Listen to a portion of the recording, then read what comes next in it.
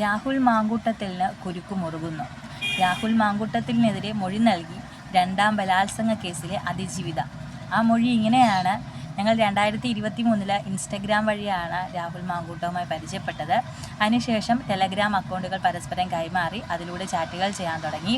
തന്നെ വിവാഹം ചെയ്യാൻ താല്പര്യമുണ്ടെന്ന് രാഹുൽ മാങ്കൂട്ടം അറിയിച്ചു. താൻ ബാംഗ്ലൂരിലാണ് ഉണ്ടായിരുന്നത്. നാട്ടിലെത്തുമ്പോൾ തന്നെ കാണണമെന്നും രാഹുൽ മാങ്കൂട്ടം ആവശ്യപ്പെട്ടു. അങ്ങനെ നാട്ടിലേക്ക് എത്തിയപ്പോൾ തന്നെ ഒറ്റയ്ക്ക് കാണണമെന്ന് പറഞ്ഞു.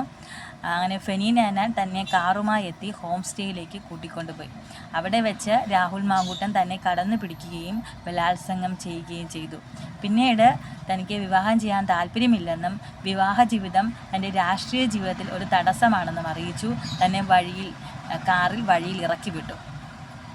പിന്നീട് താൻ മാനസികമായിട്ടും ശാരീരികമായിട്ടും വളരെയധികം വെല്ലുവിളികൾ നേരിട്ടു. പിന്നീട് തനിക്ക് രാഹുൽ മാങ്കൂട്ടം മെസ്സേജുകൾ അയക്കാറുണ്ടായിരുന്നു.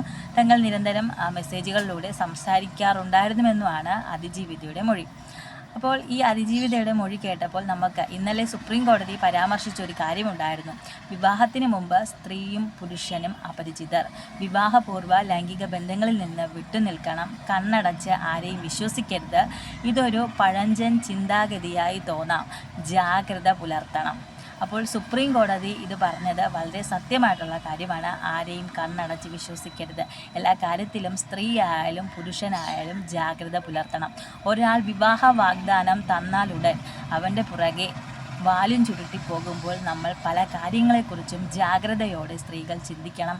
പിന്നീട് നമ്മൾ കൈയും കാലും അടിച്ച് കണ്ണടച്ച് കരഞ്ഞിട്ട് ഒരു കാര്യവുമില്ല.